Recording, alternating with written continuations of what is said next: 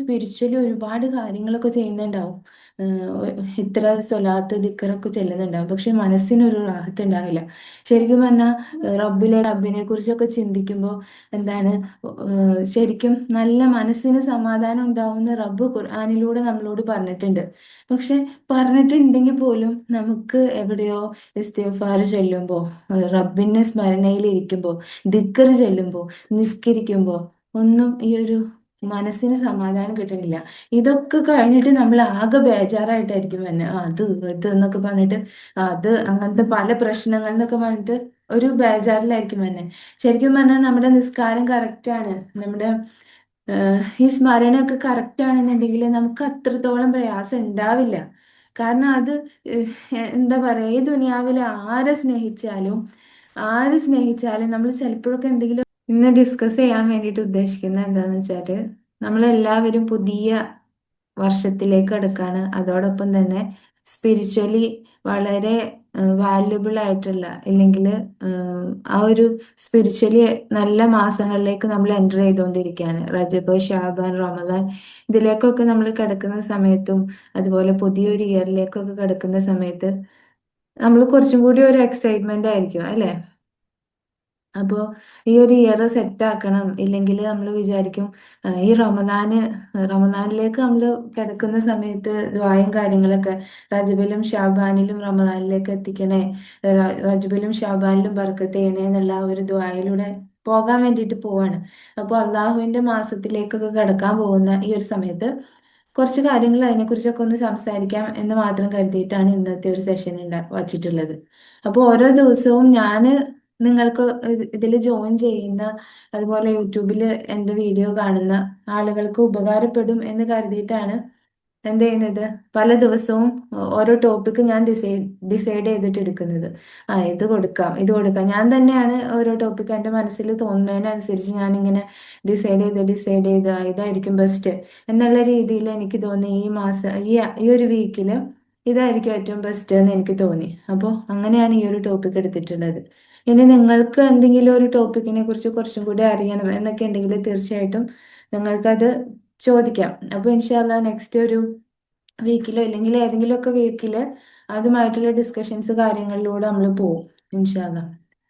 അപ്പോ എന്താന്ന് വെച്ചാല്, അപ്പൊ ഈ ഒരു ആ ഒരു സ്നേഹത്തിലേക്ക് പോയിട്ടുണ്ട്. ഈ മുത്തുനബി സല്ലല്ലാഹു അലൈഹി വസല്ലമ തങ്ങളെ, റബ്ബിനെ, നമ്മളെ പടച്ച, നമ്മളെക്കാളും നന്നായിട്ട് നമ്മളെ കുറിച്ച് അറിയാവുന്ന, നമ്മളെ കാണുന്ന, ഇനി നമ്മുടെ ഭൂതവും ഭാവിയും എന്തൊക്കെ എല്ലാ കാര്യങ്ങളും അറിയുന്ന റബ്ബിനെ ഒക്കെ റബ്ബിലേക്ക് മുന്നിട്ടിട്ട് നമ്മൾ ഓരോ കാര്യങ്ങളൊക്കെ ചെയ്യുമ്പോൾ അവിടെ നമുക്ക് പ്രശ്നമൊന്നുമില്ല. കാരണം എന്താന്ന് വെച്ചാൽ അവിടെ ഒരു പരാതി ഇല്ല, പരിഭവം ഇല്ല, ഒന്നുമില്ല.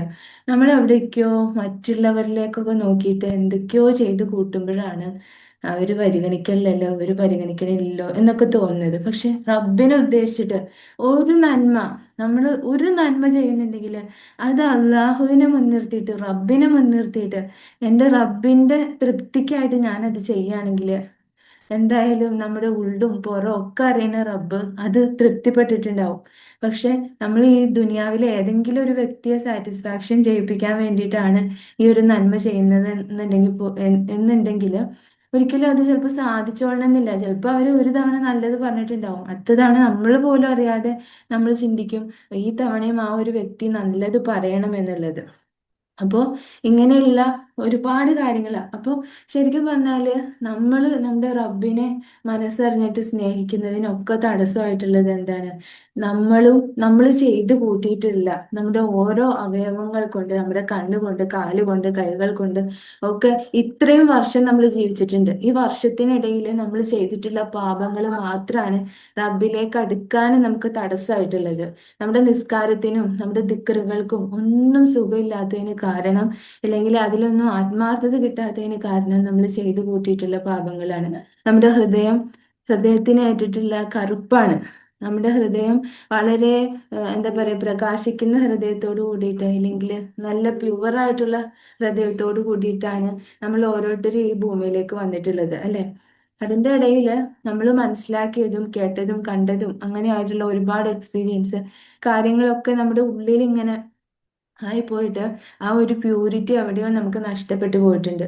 അപ്പോൾ ഈ പ്യുവറായിട്ടുള്ള ഇതിലേക്ക് മാറണമെന്നുണ്ടെങ്കിൽ ഈ റജബ് തുടങ്ങുന്ന സമയത്ത് നമ്മൾ ഓരോരുത്തരും ഒരു നിയത്ത് വയ്ക്കുക.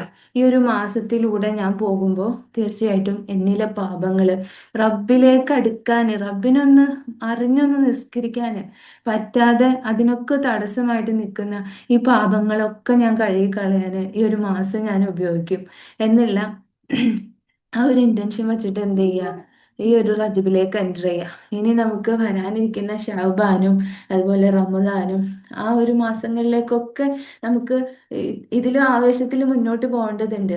അപ്പോൾ ഈ റജബിനെ തന്നെ നമുക്ക് വിത്ത് നടാൻ പറ്റുന്ന, ശരിക്കും ഈ റജബിൽ നമ്മൾ വിത്ത് നട്ടാലാണ് ഷഅബാനും റമദാനും ഒക്കെ കഴിയുമ്പോൾ ആ വിത്ത് വിതച്ച് നല്ല കൊയ്ത്തുണ്ടാക്കാൻ വേണ്ടി പറ്റുള്ളൂ. അപ്പോൾ ഈ ഒരു മാസത്തിലേക്ക് നമ്മൾ കിടക്കുന്ന സമയത്ത് തന്നെ എൻ്റെ പാപങ്ങൾ എൻ്റെ പാപങ്ങളൊക്കെ കഴുകി കളയാൻ വേണ്ടിയിട്ട് ഞാൻ ഈ ഒരു മാസത്തെ ഉപയോഗിക്കും.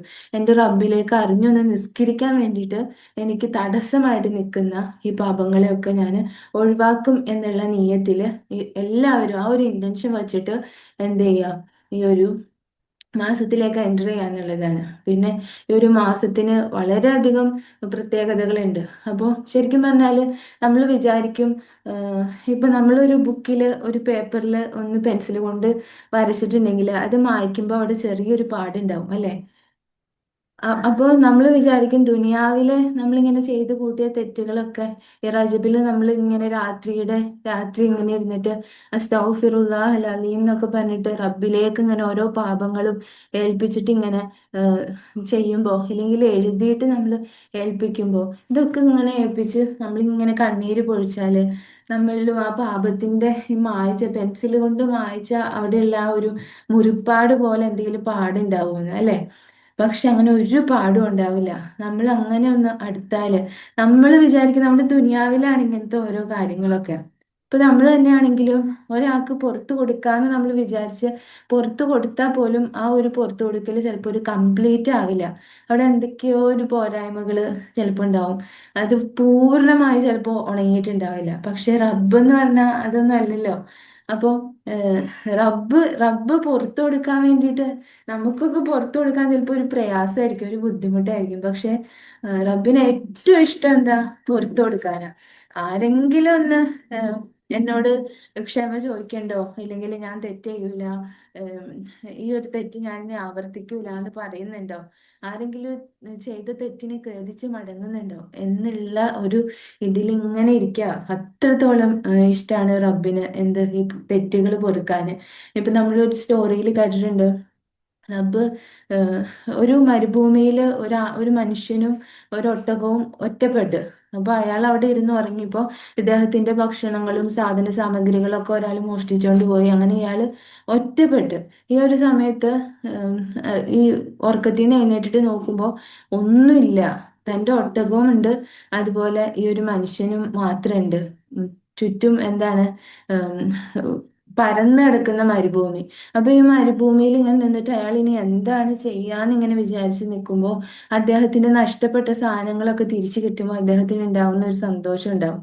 അപ്പോൾ ഇതിലും വലുതാണ് റബ്ബിന്. റബ്ബിന് നമ്മളൊന്ന് പശ്ചാത്താപിച്ചാല്, കാരണം ഇപ്പൊ നമുക്ക് നമ്മുടെ കുട്ടിക്ക് എന്തെങ്കിലും ഒരു പ്രയാസം വന്നത് നമുക്ക് ഇഷ്ടമല്ലല്ലോ. നമ്മുടെ ഉമ്മയെക്കാളും ഒക്കെ നമ്മളെ സ്നേഹിക്കുന്ന നമ്മുടെ റബ്ബ്, അപ്പൊ നമ്മുടെ റബ്ബിന് ഒട്ടും ഇഷ്ടമല്ല നമ്മളെ തീയിലേക്ക് പോകാനും തീയിലേക്ക് ഇടാനും ഒന്നും. അപ്പോൾ അതുകൊണ്ട് തന്നെ റബ്ബ് അത്രത്തോളം പശ്ചാത്താപിക്കുന്ന ഹൃദയത്തെ സ്നേഹിച്ചുകൊണ്ടിരിക്കുക. അപ്പൊ നമ്മൾ ഒന്നൊരു തെറ്റ്, നമ്മളിൽ വന്നിട്ടുള്ള തെറ്റുകളൊക്കെ ഇങ്ങനെ ഖേദിച്ച് ഖേദിച്ച് മടങ്ങുമ്പോൾ റബ്ബ് അത്രത്തോളം സ്നേഹം കൊണ്ട് ആ തെറ്റുകളൊക്കെ മാഞ്ഞു പോയിക്കൊണ്ടിരിക്കും.